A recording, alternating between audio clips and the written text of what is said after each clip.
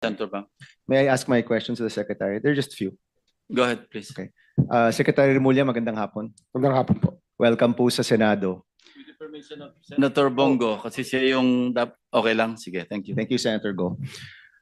Secretary Remulla, maaari po bang magbigay kayo ng update pagdating sa mga kaso na na-file na o ipa-file pa natin sa mga kasabwat dito sa napakalaking korupsyon na nangyayari sa ating bansa? Yung mga final po kasi ni Secretary Dizon went straight to the Ombudsman.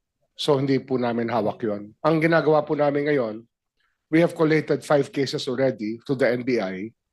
And then nag-meeting po kanina sa DOJ about the cases that we will be filing very soon on this matter. And these are the ghost projects. Yun po yung aming inuna. So uunahin niyo po yung ghost project. Isusunod po ninyo pagkatapos ng investigasyon ni Secretary Dizon yung mga severely substandard. Yes, sir. The substandard will come next. And of course, yung sistema po na ginagamit para ho sa conspiracy, kasi para hong conspiracy, we're looking at that angle first.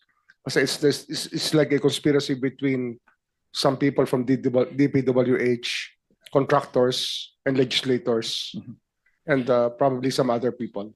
Secretary, ang hinahanap po ng taong bayan, lahat ng mga kasangkot ay managot, no? And I trust that the Justice Department will do that. Pero ang isa rin pong hinahanap ng tao, yung mabilisang agarang at mabilisang aksyon, no? The President mentioned this flood control during the SONA Day. July 28 po yon. So July 28, it's already September, baka po magdadalawang buwan na po yan. Hinahanap po ng tao yung lunas dito po sa isyong ito. So can we get a commitment na isa po ito sa priority ng DOJ at binibigyan po ito ng tamang pansin at yung corruption pong nakikita natin ay mahanapan po natin ang tamang solusyon at yung mga managot ay talagang makulong at makasuhan? We make that commitment to the Filipino people. Hindi ho namin pababayaan ang kasong to at ito po we will pursue it to the very end. Hindi ho kami matutulog dito.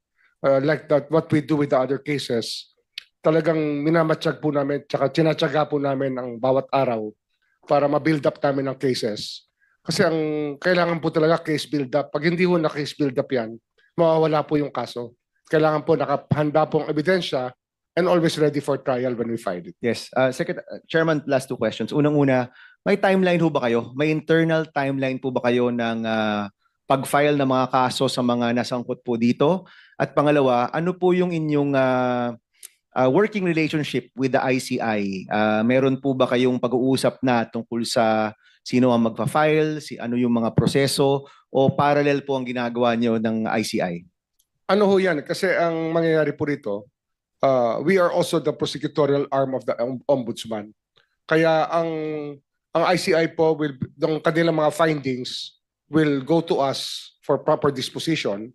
And of course, some of them will go straight to the Ombudsman. But at the same time, yung aming pong research, ipoprovide namin sa kanila para wala hong duplication so they can have their findings faster. Kasi para hindi na ho sila pa ulit-ulit. Yung aming pong nahanap na, papavalidate namin sa kanila para mag-share na lang po kami ng resources. So meron na pong working relationship? Hindi pa ho kami nag-uusap, pero madali na po yung kasi kaibigan ko naman po si Babe Singson. Okay. Secretary, my question earlier, my last question, yung timeline po, kasi yan po yung hinahanap ng tao. Kailan po magkakaroon ng full revelation of all of the findings, mga kasuhan, mga mahuhuli, mga mananagot? Meron po ba kayong internal timeline sa DOJ? I'm sure na pag-uusapan ninyo na dapat before this month, meron na tayo mga na-file po. Ano ho, ang due process po will give us the earliest window at 40 days to 60 days. From now? Yes, sir. Yes, sir. 40 days from now? That's due process, sir. Kasi magsasend tayo ng subpoena, tapos magbibigay po sila ng affidavits. Okay. So, yun po yung pinakamabilis, kumbaga? 40 would be the fastest. And at 60 would be safe.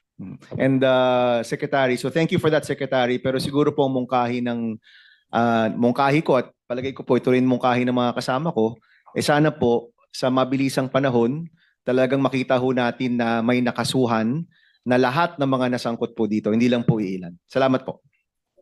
Thank you, Senator Bang. So the